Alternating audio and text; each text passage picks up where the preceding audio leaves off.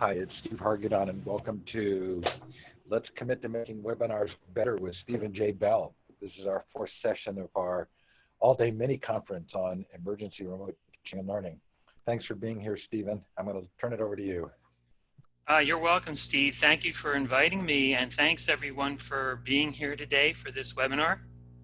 Steve Hargadon does amazing stuff with his many different kinds of online learning conferences, and personally it's been great for me because it's giving me an opportunity in the past to get practiced and get more experience doing webinars. I guess the first piece of advice for people doing webinars is be relaxed and be ready and take your time getting started.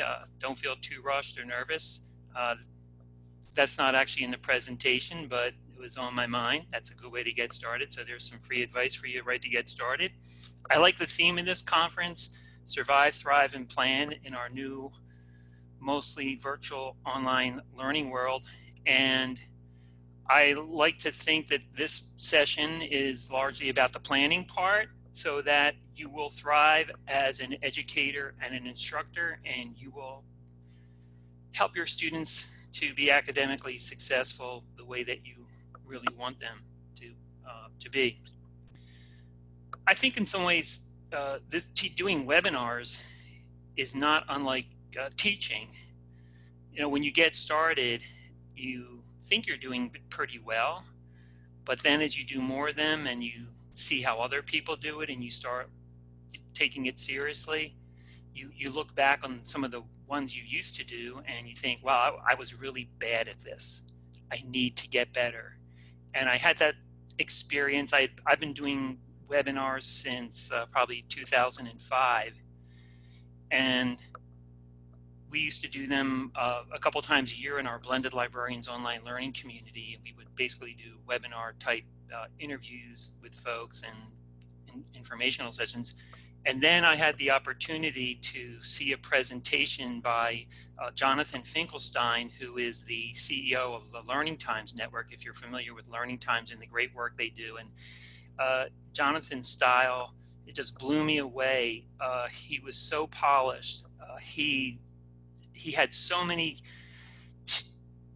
ways to get the audience involved in the presentation, and I think that's the name of the game for better webinars, is the activity and getting people engaged and involved and focusing on giving them a great experience. So I don't know if I'll be able to live up to all those great things today. I'll certainly probably never be as good a webinar presenter as Jonathan is, but I think that's one of the messages I want to deliver today, that to get better at doing webinars, you need to be willing to take some risks, to put yourself out there, try some new things, all in the name of engagement and working to give the people that you're presenting to the best possible experience. And you might not always succeed, you might fail sometimes, but hopefully you'll succeed in a couple of small ways and you can build on those successes over time.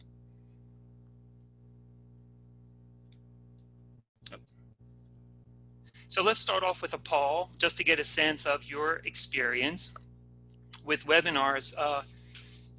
You can let me know how many you deliver. Now, to join in this poll, you can use your phone or your computer. A phone works pretty well. You go to slido.com, and the code for the poll today is V849. Hopefully the poll's working today. I didn't test that in advance. Sometimes that's another good tip if you have a chance to test, but I see that people are responding.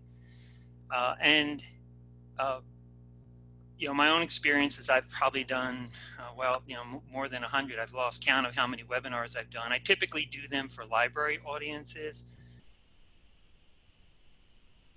And I've done some at teaching and learning conferences. So the vast majority of you right now, there's, 71 people have responded. So, most of you have done a couple of them, and that's great. And a few have done a lot, and some are, I see about a third of you have never done them. So this is great. Thanks for joining today to learn a little bit more about how to do the poll. So thanks for the response to the poll.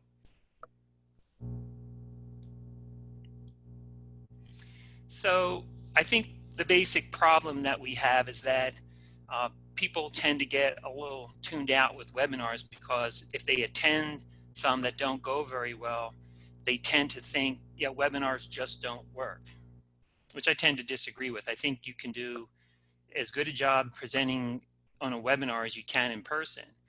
These are some examples of some of the tweets that I've seen in the past and some of the listserv conversations that people have had to say about library webinars. You know, part of the challenges, and I have to say that, you know, if you're just giving your first webinar, your second webinar, you know, this is something that takes time to learn how to do it well. But if you can prepare in advance and get some good tips, you might do better your first couple of times out. It's like anything else, practice makes perfect over time. And one of the things I don't want to do today is get into what makes for bad presentations. You all have a pretty good sense of what those things are, and some of them are shown here on Bad Presentation Bingo. And you can read any of the thousands of articles that are out there with advice and tips on what not to do and what to do. And I encourage you today, I always try to encourage people in my webinars to use the chat to share your ideas for what you think are good tips for better presentations online. So, you know, I hope this is a great opportunity today for you to learn from each other as well as what I might have to share. So I encourage you to do that. And I especially would recommend someone like Nancy Duarte, who has written books and many articles. She has great videos on YouTube about presenting, and a lot of them are focused on presenting online. But the challenge is that if your face-to-face presentation isn't well designed, it's going to be a lot worse when you deliver it virtually for a number of reasons. Mostly, I think it's two things that I'm going to mention in a moment.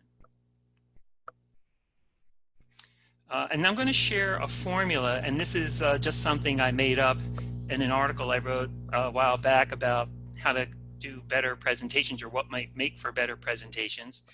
And it sort of looks like this. So this is what I call the failure formula. So the problem when you're giving an online presentation, whether you're teaching a class of students or you're giving a presentation like this one at a conference, is you are competing with all the other things that people have around them.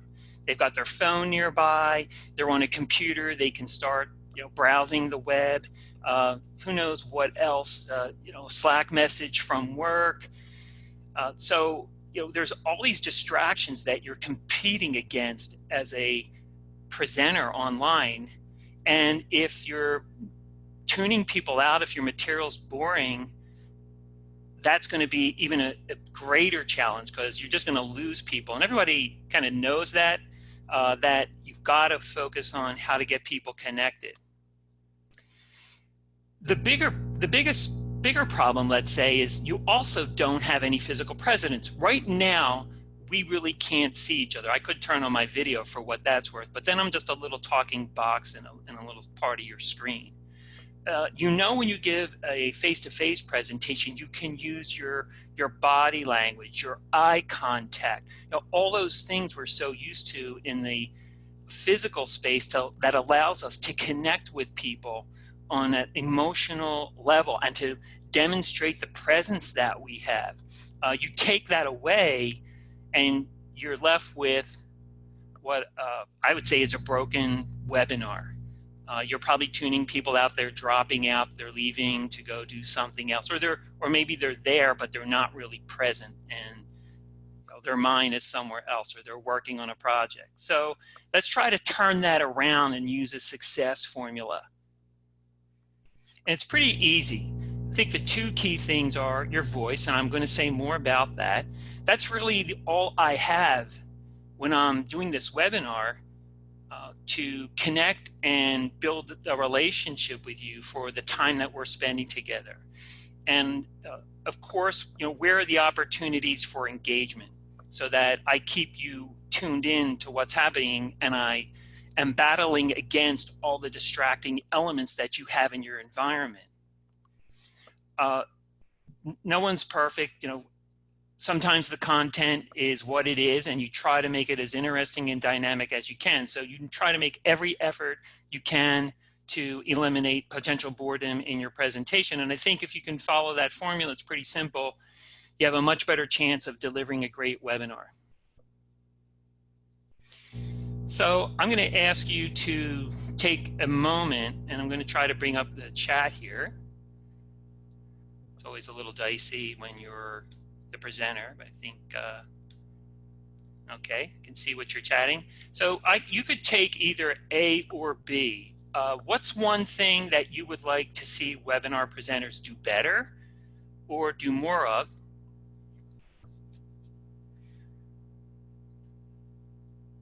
And the other option, if you like this one better, is there a webinar practice you can share that you think is particularly problematic? I'll share one.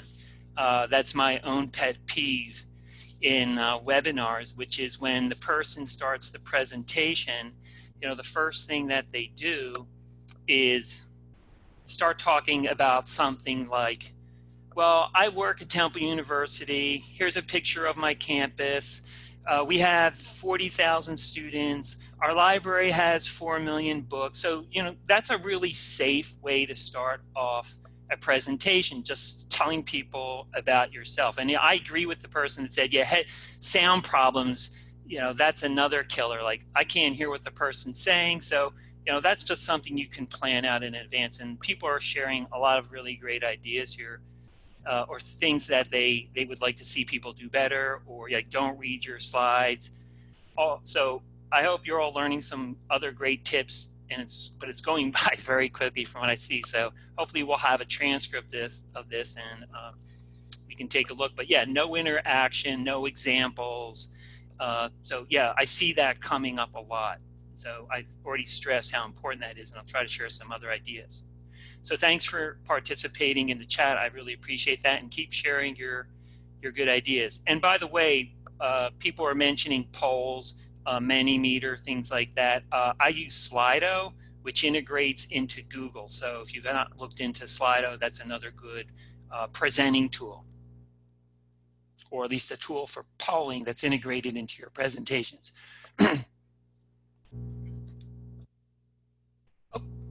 So I'm just going to run through a couple of tips. I don't have tons of them today, but these are some of the ones that I think would be the top takeaways that I wanted to share today. And before I do that, and talk about being human in the chat, things aren't always going to go perfect. So it's okay to show vulnerability if something isn't working. Like, for example, I just had the chat screen up, and when you're presenting in Zoom, sometimes the chat can get a little funky when you're trying to follow the chat and you're also trying to do your presentation. So these are just part of the things we deal with as a presenter. So the first thing of my tips is just, like I just said, be human, be real, try to be authentic as a presenter. I think it's, you don't want to read off of a page in a monotone, but for all of these tips, I don't want to say these are hard and fast rules, like you always have to do this. You'll hear people say that, you always have to use images on every slide. No, I think sometimes you could have a bullet point here and there if that helps you make the point that you're trying to make. Like, I was in this session about someone sharing how to do really great presentations online, and they said always use an image. Every slide should be an image, never have any text. And I said, well, what if you can't find an image that communicates what you're talking about? And they said, don't worry, just use any image, it doesn't matter. And I'm sorry, if you show me an image of a butterfly or a dog and it has nothing to do with what you're talking about, I'd rather you just give me a bullet point or two to tell me what your point is, and let's just move on. So the key thing here is we're all just looking at computer screens, and what I like to tell people is, visualize that you're talking to people. Imagine that there's people at their desk and in their chairs and in classrooms, and that you're not just looking at a computer screen and reading words off it or reading words off a page. Try to communicate in a way that people know you're a real human being that's sharing ideas with them. And if they were in a classroom together, you'd have almost a very similar feel. And if you're worried about saying the wrong thing or not covering everything you wanted to, that just goes for regular presentations anyway. People don't, if you miss something, people didn't know what you were going to say it anyway, so they're not at any great loss. I mentioned in my formula the importance of an engaging and energetic voice, and that this is how you're communicating with your audience. So the best advice is to try to modulate the tone and the volume. It's okay to speak a little more quietly, to make a point, or to have a dramatic pause. That seems to let people know that you're communicating in a way that's more authentic and that you're connecting with them on that level. So there's a lot of great ideas and information out there for how to practice your voice. And I agree with people who were saying that in the chat when, the person you don't feel like they're passionate about their topic because they're not getting excited about it at some points. They're not speaking about it with enthusiasm. So it helps if you care about your topic and you want to share your message. Your passion for it will come through your voice.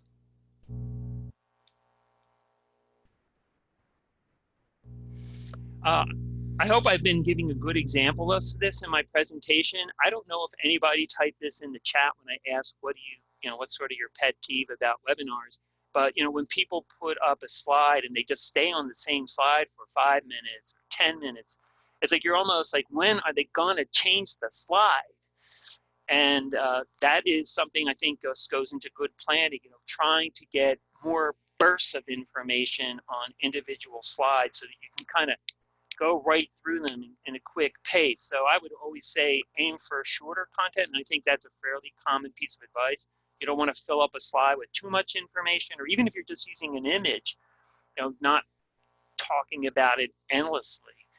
You want to try to pace yourself so that you're only spending a minute or two. And you know all that advice. If you're doing a 20-minute or 30 minutes, you can plot out how many slides you should have for a particular amount of overall time you have. But then practice and make sure that you're able to move through your slides at a really quick pace so you're not just endlessly talking over one slide. And I also noticed in the chat, many of you said it's important to have interaction. You're looking for different things to do. And I think this is where creativity really comes into play, because I've seen people do some really amazing things with developing interactivity. I tend to stick to things like, I think, polls, hand raises, chat responses to get people engaged with the presentation. But I've also seen people do some really interesting web tours. If you're trying to communicate information about how to actually use a piece of technology, you can't underestimate the power of desktop share. Depending on the platform that you're using, you might actually be able to integrate a short video or GIF files into your presentation. I had one of those earlier on. They seem to work pretty well in a Zoom presentation, but they might not work on Adobe or some other platform. There are no hard and fast rules. I've heard people say have some engagement every 5 minutes, have some engagement every 7 to 8 minutes, have some engagement every 4 or 5 slides. The way I'll sometimes develop presentations, it depends on how the length of them. I might break it up into different segments, and at the end of each segment, I'll make sure there's an opportunity for engagement. So each segment might be 5 or 6 slides, and then we'll have activity, then we'll continue on. So the main thing is you can use any number of different ways to keep people activated, but just make sure that you have enough opportunities given the total number of slides or the length of your presentation so that there's a break from you just talking. And again, that's the killer of lots of webinars, the presenter just talking on and on endlessly and tuning people out so that they end up going to their other activities. And again, nothing dramatic here. You all probably have heard this, but it is harder to do, especially when you're getting started, because you might feel like you don't have a good story to tell. And I think this is something that all of us can do. Start with a story and end with a story if at all possible. The research into user experience and powerful moments tells us that probably the two places where people are most likely to remember or forget what you did or said is at the very beginning or at the very end of your presentation. Those are probably the two biggest moment points. I started with a kind of a little bit of a story today about my own experience and seeing Jonathan Finkelstein as a presenter and how that influenced me. I didn't have a bunch of slides to tell a story. Sometimes I do that. Try to avoid just that kind of bland background information about your organization or who you are or what you do. I mean, most of us don't really care about that. We can read your bio offline. I want to know what you have to tell me.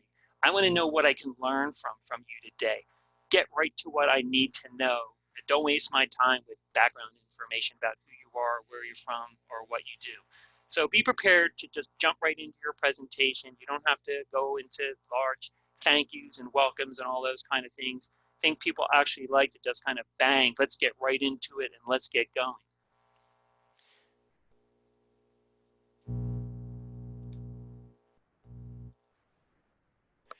Here's one you might not have seen quite as often, this idea, the voice of the chat. And I do have a voice of the chat today, someone that's working with Steve. So voice of the chat, the idea is, have a colleague who's going to be in the webinar chat to monitor what's going on, summarize what people are saying, ask questions. I think the other thing that I like the voice of the chat to do, I think the chat can be as important to the quality and experience of the presentation as what I'm saying or what I'm showing you. I was in a webinar that someone else was giving recently at a conference, and I was in the chat, and I was like the only person who was chatting about stuff. But then eventually one other person chatted. It's sort of if you've ever seen that TED talk about the importance of the second person, and how when the second person sticks their neck out, then the third and the fourth and others. Once the second person chatted something, then a whole bunch more people started chatting. And I think everybody's webinar experience was better because we were not only learning from the presenter, we were learning from each other, and we were having an ongoing dialogue. So think about having a voice of the chat to help with the activity in the chat room and get things going there.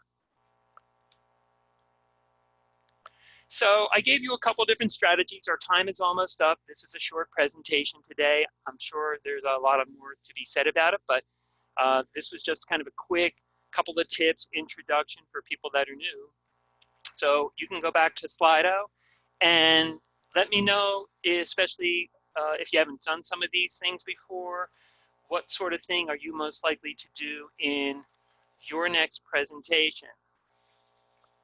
And yeah, I'm really glad to see that a lot of you are saying add activities. That's probably the most important thing. I'd like that the Tell More Stories is up there at the top as well. So sounds like you have some great ideas for things that you might do next. Thanks for participating in the presentation. I'm just going to leave you with a couple of next steps.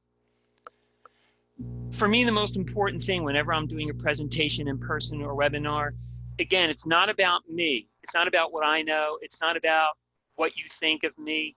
I'm willing to take risks and put myself out there because my one and only goal, my overarching goal is about you. I want you to have a great experience. So start off your planning by making your presentation about them, the people in the audience. What can you do to make sure they have a great experience?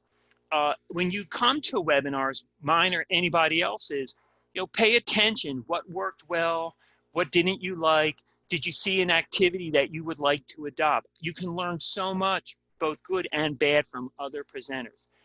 I think it's really important to keep up to date with all the different platforms, whether it's GoToWebinar, Zoom, Adobe Connect, whatever's out there, so that you can adapt your presentation. You can do certain things on some of them, whether it's video or chatting or polls. And the more you know about mastering the technology, the better job you'll do taking advantage and leveraging it. And I would encourage everyone as a next step, if you're not doing a lot of these things, excuse me, like activities, start small. If you're doing lots of bullet points, try to add in an image or a GIF. If you aren't using polls, give it a try. I think everyone can commit to that. And I gave you a formula today for great webinars, and you'll have access to this later on in the recording. Think about that formula when you do your next webinar or any kind of presentation. So thanks for joining today. I just want to say that I hope you found at least one new idea that you could try today from this presentation. I think that would be the big takeaway.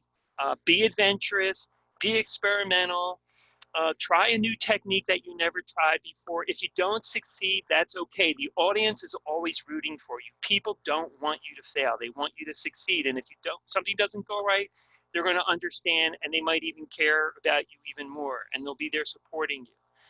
And you'll be motivated to do it better next time if it doesn't go 100% exactly right. And there are always going to be opportunities for webinars. And I know that some of these things are also applicable to if you're teaching right now online in a synchronous mode, you can use a lot of these same ideas. So I want to thank everybody for attending today, and I hope you'll come back and join for more sessions later on. There's a lot of great opportunities to learn here today. So stay safe and home and stay healthy, and I hope we have a couple minutes in case we had some questions. And if you want to join in with your mic, I think we might be able to do that. And I'm going to take a look at the chat for any other questions that you might have. All right, thank you. Do we have any questions?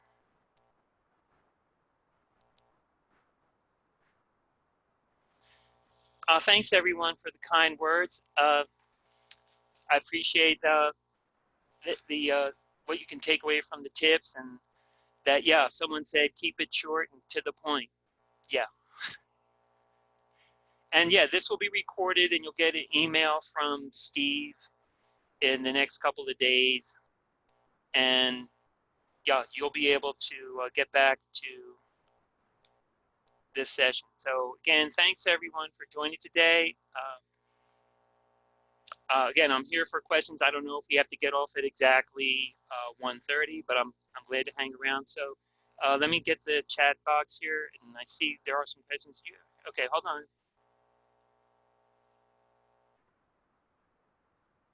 So there's a question from, I think, Mackenzie. Do you have any recommendations